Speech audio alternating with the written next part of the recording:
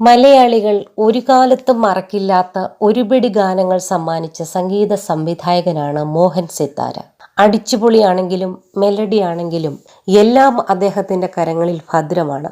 ഇപ്പോൾ സംഗീത സംവിധാന രംഗത്ത് സജീവമല്ലെങ്കിലും മലയാള സിനിമയും സംഗീതവും നിലനിൽക്കുന്നിടത്തോളം കാലം അദ്ദേഹത്തിന്റെ പാട്ടുകൾ നമ്മൾ ഓർക്കും.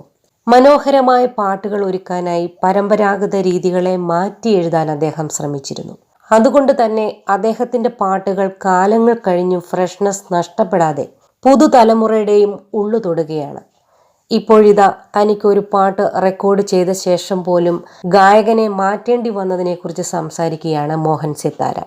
MG ശ്രീകുമാറിനെ മാറ്റി പകരം KJ യേശുദാസിനെ കൊണ്ട് പാടിക്കേണ്ടി വന്നതിനെക്കുറിച്ചാണ് മോഹൻ സിത്താര സംസാരിക്കുന്നത്. സൈന സൗത്ത് പ്ലസിന് നൽകിയ അഭിമുഖത്തിലാണ് അദ്ദേഹം ആ സംഭവത്തെക്കുറിച്ച് പറഞ്ഞത്. MG ശ്രീകുമാർ പാടിയ ശേഷമായിരുന്നു അദ്ദേഹത്തെ മാറ്റി യേശുദാസിനെ കൊണ്ട് പാടിക്കുന്നത്. ദിനേശ് ബാബു സംവിധാനം ചെയ്ത മഴവില്ലെ എന്ന സിനിമയിലായിരുന്നു ആ സംഭവം. ചിത്രത്തിലെ ശിവദം ശിവനാമം എന്ന പാട്ടിനെ കുറിച്ചാണ് മോഹൻ സിത്താര സംസാരിക്കുന്നത്. കൈതപ്രം ദാമോദരൻ നമ്പൂതിരിയായിരുന്നു പാട്ടിന് വരികൾ എഴുതിയത്. അന്ന് നടന്നത് എന്തെന്ന് MGക്കും അറിയാമെന്നും തനിക്കൊന്നും ചെയ്യാൻ സാധിക്കുമായിരുന്നില്ലെന്നുമാണ് മോഹൻ സിത്താര പറയുന്നത്. അദ്ദേഹത്തിന്റെ വാക്കുകൾ: അതിമനോഹരമായി കൈതപ്രം എഴുതിയ ഒരു ഗാനമായിരുന്നു ശിവദം ശിവനാമം എന്നത്. ഈ ഗാനം പാടാൻ ഞാൻ ആലോചിച്ചത് യേശുദാസിനെ വെച്ചായിരുന്നു. ആസ്വദിച്ചാണ് ആ വർക്ക് ചെയ്തത്. എന്നാൽ യേശുദാസിനെ വിളിച്ചപ്പോൾ അദ്ദേഹം പറഞ്ഞത്, മോനെ, എനിക്ക് ഭയങ്കര തിരക്കാണ്, ഒരാഴ്ച കഴിഞ്ഞേ ഫ്രീ ആകൂ എന്നാണ്.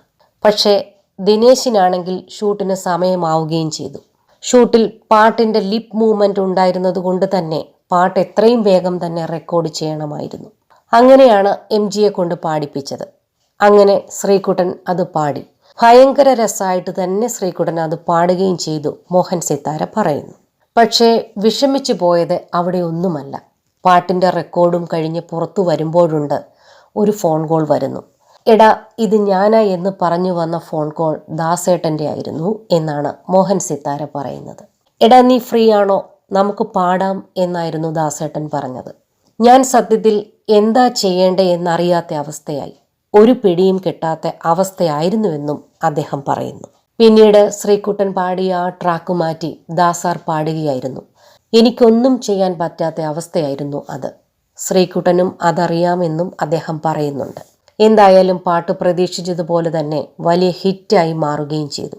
MG ശ്രീകുമാർ ആയിരുന്നുവെങ്കിൽ ആ പാട്ട് എങ്ങനെയായിരിക്കും വന്നിരിക്കുക എന്ന ആകാംക്ഷ കേൾവിക്കാരിൽ ബാക്കിയാക്കുകയാണ് മോഹൻ സിത്താരയുടെ ഈ തുറന്നു പറച്ചിൽ.